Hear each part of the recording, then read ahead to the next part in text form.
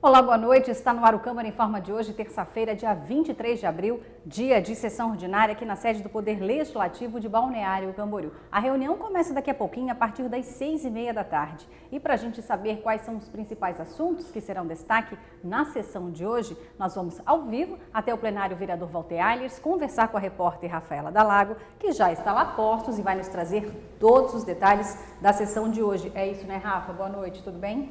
Boa noite, Mari. Boa noite também para quem nos acompanha aqui pela TV Câmara e pelo plenário. Mari, hoje nós temos somente 4 projetos de lei em deliberação. 2 deles estão para a primeira discussão e os 2 últimos para a votação única. Dessas 4 propostas, 3 delas foram apresentadas aí pelo Poder Executivo e a gente confere agora, né, do que elas tratam, do que elas falam.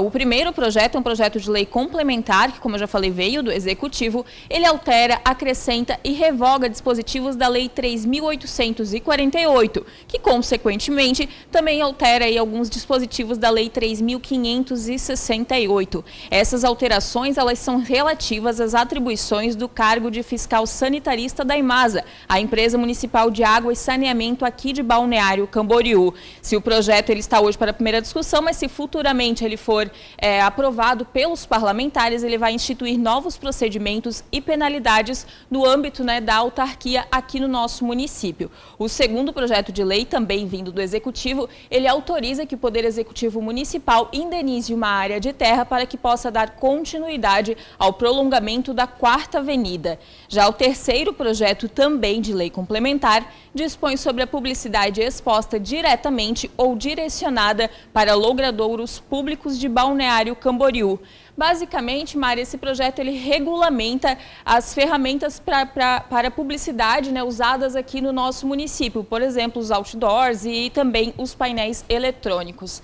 Já o último projeto de lei em pauta na noite de hoje, que está para votação, ele é um projeto de prevenção e foi apresentado pelo parlamentar Jocelyn Azari, do PPS. Ele institui aqui em Balneário Camboriú o mês de conscientização contra o câncer de pele. Esse mês seria o mês de dezembro, até porque a Sociedade Brasileira de Dermatologia já colocou, né, já instituiu o mês de dezembro como dezembro laranja. E alguns dados nos mostram que no Brasil, todos os anos, se estimam aí 180 mil novos casos do câncer de pele. Isso representa que é pelo menos 33% de todos os diagnósticos de câncer aqui no país, Mari. Por isso, essa preocupação do vereador com essa doença, né, o câncer de pele, principalmente no mês de dezembro, né, quando começa o verão e a população nem sempre se protege.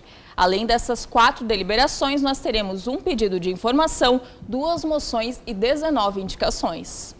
Tá certo, Rafa. Obrigada pelas primeiras informações ao vivo do plenário, trazendo os assuntos que serão destaque na sessão de daqui a pouco. E você retorna também daqui a pouquinho com os nossos convidados aí do plenário. Obrigada, então, pela primeira participação. E a gente segue daqui falando sobre a Prefeitura de Balneário Camboriú, porque ela segue com exumações no cemitério da Barra. Dos 385 processos de exumação dos túmulos abandonados ou inadimplentes do cemitério, o Departamento de Patrimônio da Secretaria de Gestão Administrativa já concluiu 300. O processo iniciou em 2017, com a finalidade de liberar novas vagas para os sepultamentos.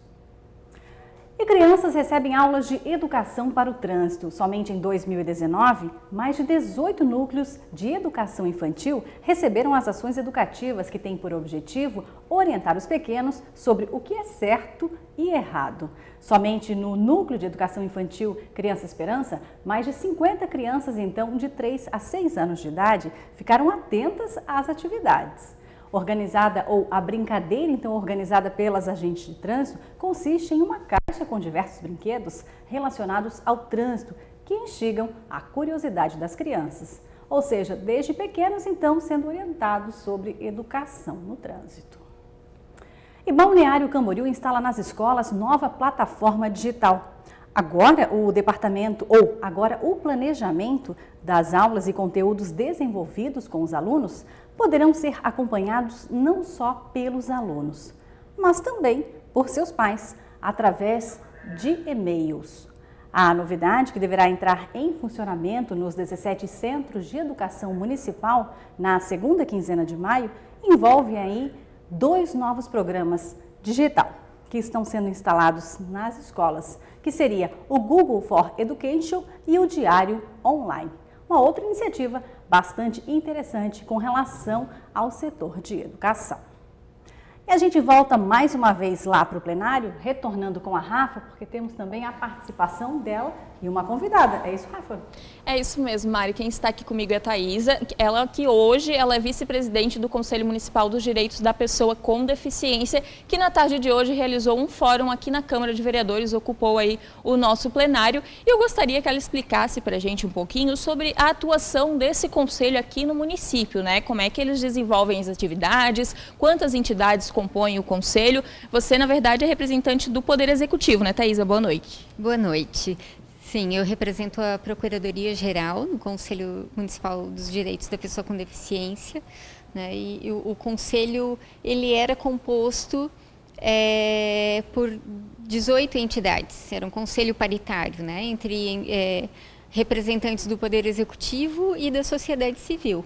Então, hoje foi feito o Fórum de Entidades por força da lei, de uma nova lei, da nova lei que recria o Conselho, que entrou em vigor em 2018, né? Então, por força dessa lei, foi feito esse Fórum de Entidades, onde, então, agora, ou a partir de então, o Poder Executivo representa 1/4 de todos os representantes que compõem, né? Então, são 6 representantes do Poder Executivo e são 18 representantes de entidades civis.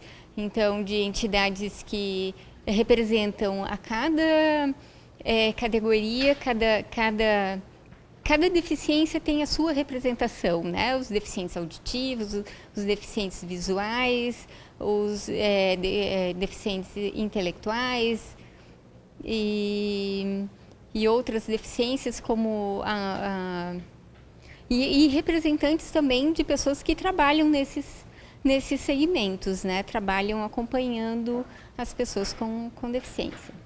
Hoje, atualmente, na gestão que você faz parte, como é que é a atuação do Conselho? Vocês costumam, além de se reunir, também visitar as entidades e acompanhar os trabalhos, ouvir as pessoas, né? Você como representante do Conselho do Poder Executivo, ouvir a necessidade das pessoas com deficiência, como é que está sendo a atuação de vocês? Bom, o Conselho ele visa acompanhar, fiscalizar a implementação das políticas públicas voltadas à pessoa com deficiência, né? Então, o Conselho faz acompanhamento, por exemplo, de leis que são propostas, que digam respeito à pessoa com deficiência. Estamos abertos à consulta do Poder Executivo para alguma orientação, acompanhamento de alguma política, né? E durante todo o ano de 2018, nós fizemos um acompanhamento com as secretarias, ouvimos todas as secretarias que diretamente atuam com a pessoa com deficiência, né?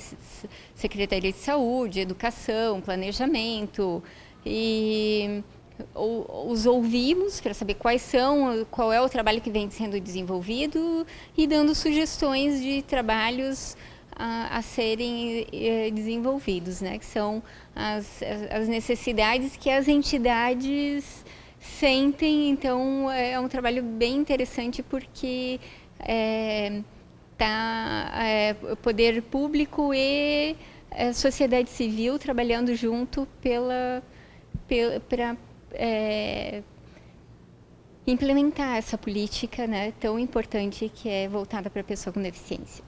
As deliberações do Conselho acontecem sempre na reunião. Essas reuniões são abertas à comunidade ou apenas os membros do Conselho, geralmente a identidade do Poder Executivo? Então, as reuniões elas acontecem todas as terceira quintas-feiras de cada mês. Elas são abertas e qualquer pessoa da comunidade pode participar, pode acompanhar a reunião como ouvinte. Acontece na casa dos conselhos? Tem um horário fixo já? Elas acontecem na Casa dos Conselhos às 14 horas, na quinta-feira, né? E como eu disse, vem agora uma nova gestão, então eu acredito que continue nesse mesmo horário, mas as pessoas que quiserem acompanhar podem entrar em contato com a Casa dos Conselhos e se informar, né, se vai manter esse horário ou não. Gostaria de agradecer as explicações, a apresentação do Conselho. E, Mário, fica o convite para o pessoal de casa que tem interesse, né? Às vezes acha que o Conselho é fechado, que não pode participar. Mas não, a Thaís acabou de esclarecer, né? Toda terceira quinta-feira do mês, a partir das 2 horas da tarde, na Casa dos Conselhos, que fica ali na Marginal, esquina com a rua 1822. O pessoal da comunidade que tiver interesse em acompanhar e saber como é o trabalho do Conselho, pode aparecer por lá. E a gente só deseja que a próxima gestão, né, a nova gestão, continue aí executando um bom trabalho no nosso município. Exatamente, Rafa, isso mesmo. Obrigada a você. A gente também agradece a participação da Thaísa de Oliveira Duve, ela que é a vice-presidente do Conselho Municipal, então, da pessoa com deficiência. E ainda falando sobre inclusão, na semana passada o Poder Legislativo firmou um convênio com 2 entidades aqui do município. E com essa parceria, 2 novos colaboradores passarão a atuar aqui na Câmara. Essa iniciativa de inclusão social é pioneira aqui na nossa região. E a gente confere os detalhes agora na reportagem de Rafaela Dalaco. Oportunidade. É apenas isso que muitas vezes as pessoas com deficiência intelectual ou síndrome de Down procuram. Oportunidade para mostrarem que são capazes. É isso que agora a Câmara de Vereadores de Balneário Camboriú quer oferecer a eles. Na última semana, o presidente do Legislativo, o vereador Omar Tomali, do PSB, assinou um convênio com a Associação de Pais e Amigos dos Excepcionais, a APAI, e também a Amor pra Down, para a contratação de 2 novos colaboradores da Casa Legislativa. Nós tomamos essa iniciativa para que a Câmara e os vereadores saiam do papel, do discurso, dos projetos, para que a gente vá para a ação. Nós vemos há muito tempo falando da importância da inclusão e nós temos que dar exemplo para isso. Então nós tomamos essa iniciativa, vamos fazer esse papel, o nosso papel de inclusão. Com 29 anos, Francine se sente preparada para atuar em seu primeiro emprego. Esse novo desafio fará parte da sua rotina, que hoje já inclui o último ano do curso de magistério e também a APAI. Espero alcançar todos os objetivos aqui dentro e tenho certeza que vou conseguir. Vai ser muito bom, porque é o primeiro trabalho e eu nunca tive essa oportunidade, então para mim vai ser maravilhoso. Eu vou servir de exemplo para todos que acreditam que um dia pode chegar lá, né? Porque querendo ou não, todos podemos chegar lá um dia. Rafael, portador da síndrome de Down, acredita que o seu potencial foi decisivo para a conquista da vaga. E desde já eu sou grande pessoa que tem um bom potencial para conseguir trabalhar oficialmente. Minha expectativa está a 1000 e eu estou muito ansioso para conseguir trabalhar com bastante sucesso. Vai ser meu primeiro desafio, que espero que vocês excelente trabalho.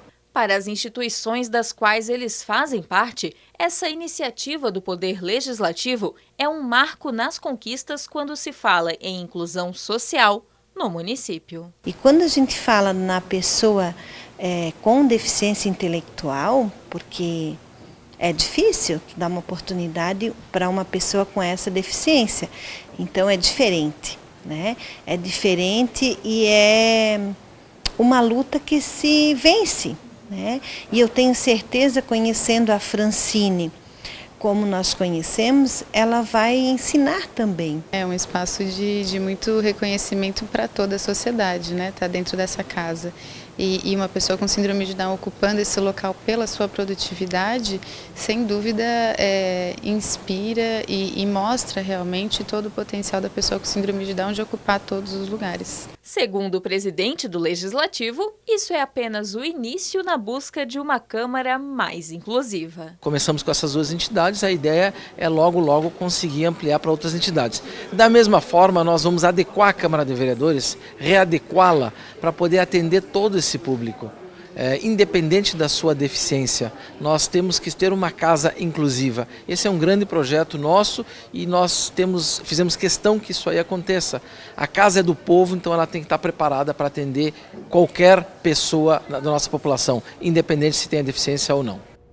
Tá aí então um projeto bastante interessante, essa parceria firmada entre a APAI e também a Amor pra Down. E a gente só salienta que a Francine já começou os trabalhos hoje no setor de protocolo aqui da Câmara. E a gente vai voltar novamente lá para o plenário para retornar com a Rafa e também participação do vereador Gelson Rodrigues. Rafa, contigo. Mari, algumas semanas atrás o vereador Gelson Rodrigues participou aqui com a gente falando sobre uma reunião que ele esteve participando lá na UDESC sobre a situação dos índios que ocupavam um pedaço de terra ali no Nova Esperança. Depois dessa reunião, ele vendo a situação, né, tudo que estava acontecendo aqui no município, ele protocolou um projeto para instituir aqui em Balneário Camboriú a política indígena. Eu gostaria de pedir que ele explicasse para a gente, na verdade, vereador, o que seria essa política, né, e por que ela surgiu depois dessa reunião. Boa noite. Boa noite, Rafa, boa noite, Mari, boa noite a todos que nos assistem pela TV Câmara. Realmente, vamos tratar em 2 tópicos, né, esse assunto com relação aos indígenas. Respeitando, sim, a cultura indígena, mas ela também tem que ter os seus limites. E nós tivemos, eu como morador do Nova Esperança, da região sul, sinto que há vários anos aquela comunidade vem sofrendo, né, com a permanência dos indígenas naquela região que é o terreno da UDESC, que é um terreno público estadual, mas que os índios todos os anos vêm lá e se alojam lá. E se nós verificarmos como fica aquela situação do que eles fazem enquanto permanecem lá, é uma questão que é até feio mostrar por imagens. Então precisamos regulamentar, né? Nós temos aí, sabemos dos direitos que eles têm, mas eles também têm que saber dos deveres. Então, depois de várias reuniões, né, até agradecer aqui a professora Maria Esther, lá da UDESC, a professora Lindaura, que muitos estão empenhados, toda a comunidade da região sul, do bairro Nova Esperança, o presidente do bairro Ismael, chegamos em algumas determinações e funções de cada um. Então, para mim, ficou a função de tentar uma legislação onde delimitasse o espaço que os índios, os indígenas, quando venham para cá, façam a venda de seus produtos. Então, protocolei nesta casa um projeto de lei onde limita que eles possam usar apenas 2 tendas, um banheiro químico na Praça Higino Pio, né? Que é aquela praça atrás do Shopping Atlântico ali, para que não tenham como ficar em toda a cidade. E a gente sabe, Rafa e Mari, a todos que nos ouvem, de que o grande lucro dos indígenas quando vêm para cá não é com a venda dos seus produtos. O grande vantagens que ele tem, e por isso que eles querem vir para cá, é com as esmolas que é dado para todos. Porque eles ficam em todas as esquinas com aquelas crianças, né, que se fosse filho da gente, o Conselho Tutelar ia lá e recolhia na hora, né? Então eles ficam lá com aquelas roupas inadequadas, pedindo esmola, e o povo brasileiro é muito solidário, principalmente em Balneário Camboriú, catarinense, e ajuda. Então acaba sobrando e tendo muitas vantagens, né? Porque a gente vê que os caciques, né, eu acompanho, que moro lá, eles vêm com caminhonete 4x4, caminhonete do ano, né, não moram naquelas tendas, não vivem mal, porque tem o lucro dessas situações que acontecem, principalmente em Balneário Camboriú. Então precisam tomar atitudes, soluções, né, que direcionem aonde eles possam vender, para que não aconteça mais deles estarem em todas as esquinas de Balneário Camboriú.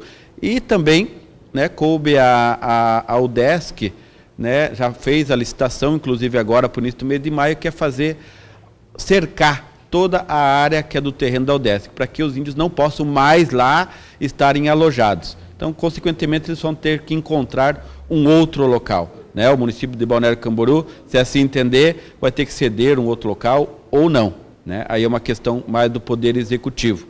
Mas a UDESC está cercando, e também fizemos um convênio também com a Inclusão Social e com a Secretaria do Meio Ambiente em fazer lá uma horta comunitária onde os indígenas ficavam, né, para que lá esteja sendo utilizada aquela área, para que eles não mais voltem para aquela localidade, e tirar, né, da responsabilidade das costas da comunidade do Nova Esperança, principalmente do bairro Nova Esperança, que é todos aqueles indígenas fazendo aquelas porcarias todas que fazem todos os anos lá. Nessa regulamentação que o senhor apresentou, já tem aí a secretaria, ou o órgão que será responsável por fiscalizar a situação deles daqui para frente? Sim, existem 2 secretarias que estarão responsáveis, né, passando esse projeto de lei. Até hoje passou na Comissão de Justiça e Redação, foi nomeado como relator o vereador Pedro Francês, espero que nas próximas sessões já esteja em pauta, mas existem 2 secretarias que ficarão sobre a responsabilidade da fiscalização.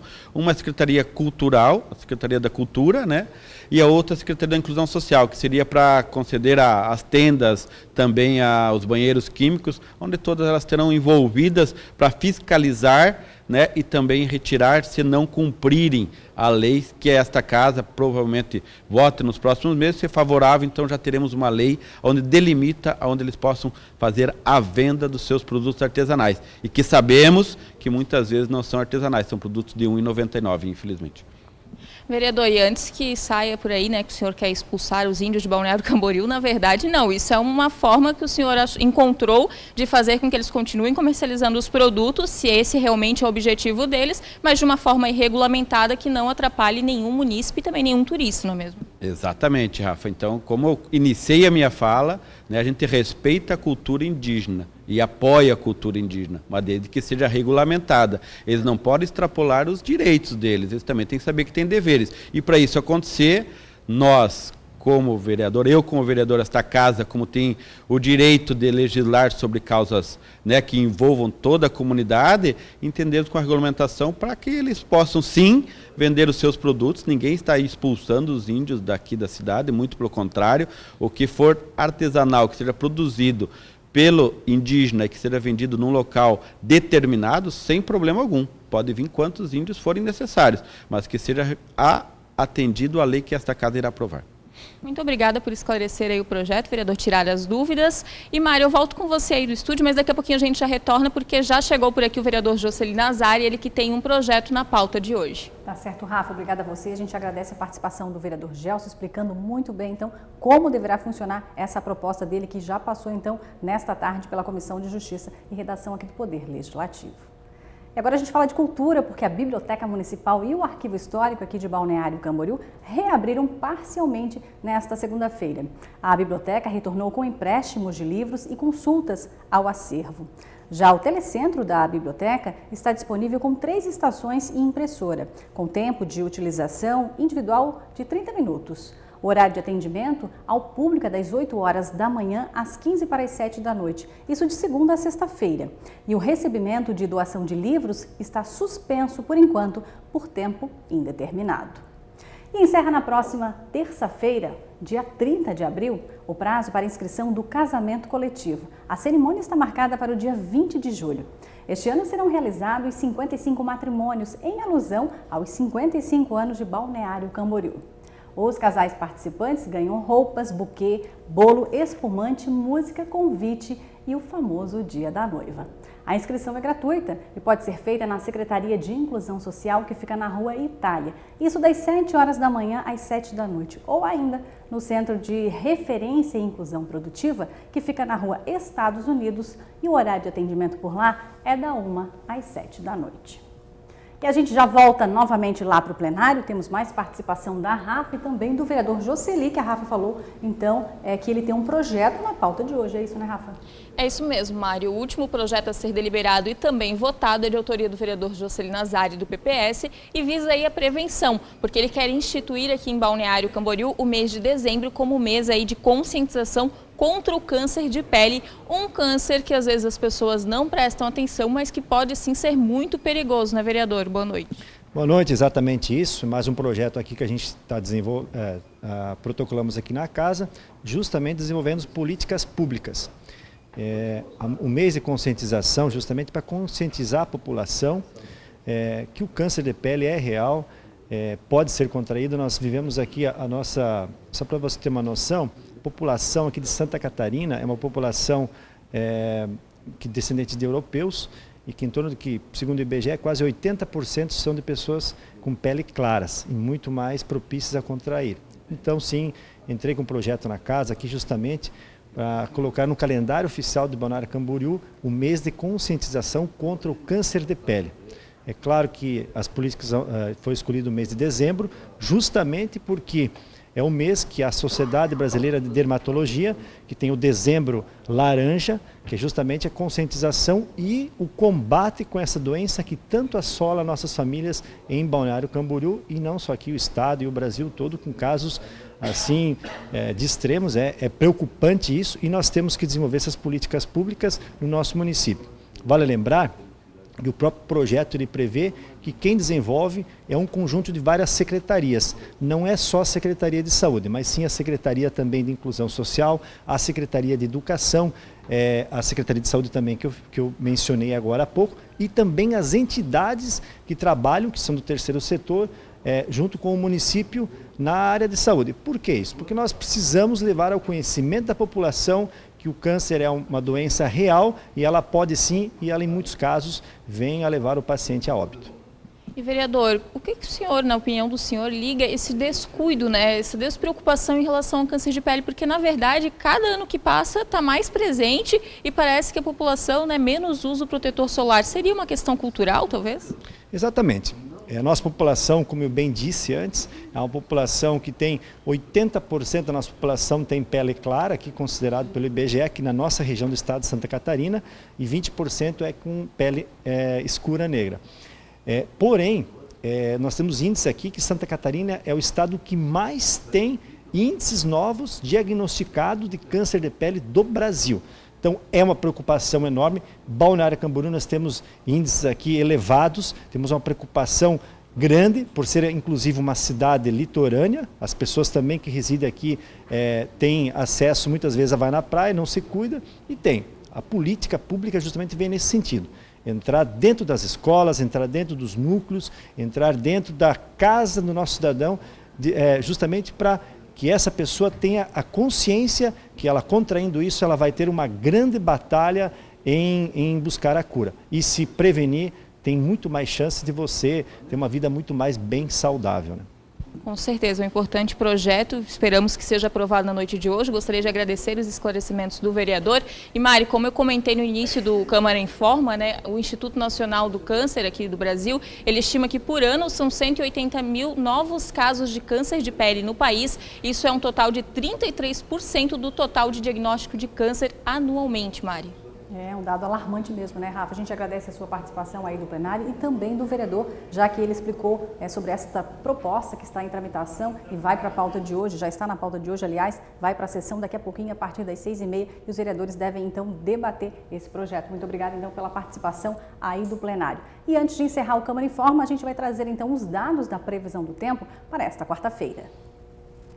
Uma mudança na circulação dos ventos e a aproximação de uma nova frente fria sobre a região sul do Brasil vão estimular a formação de mais nuvens carregadas sobre o leste da região. Por isso, a previsão é de um dia com céu nublado e chuva a qualquer hora, que deve acontecer com moderada a forte intensidade por toda essa faixa que vai de Bagé até a região de Pelotas e áreas do leste do estado do Rio Grande do Sul. A chuva também deve acontecer desde cedo e alerta para temporais, principalmente durante a madrugada e amanhã desta quarta-feira, por áreas do Vale do Itajaí até a região de Curitiba e também sobre áreas do litoral do estado do Paraná. Nas outras áreas da região sul do Brasil, o sol aparece forte nesta quarta-feira e faz bastante calor. Ao longo da tarde, algumas nuvens carregadas se formam e provocam pancadas de chuva isoladas. A mínima prevista em Porto Alegre é de 20 graus, 16 graus em Curitiba, máxima de 24 graus em Florianópolis e a temperatura não passa dos 22 graus em Curitiba.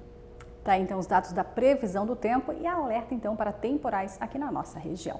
Com essa última informação, a gente encerra o Câmara Informa de hoje, terça-feira, dia 23 de abril, te convidando a continuar conosco, acompanhando a nossa programação, porque na sequência teremos a transmissão ao vivo aqui pela TV Câmara da sessão ordinária de hoje. Eu volto amanhã. Obrigada pela audiência. Uma ótima noite.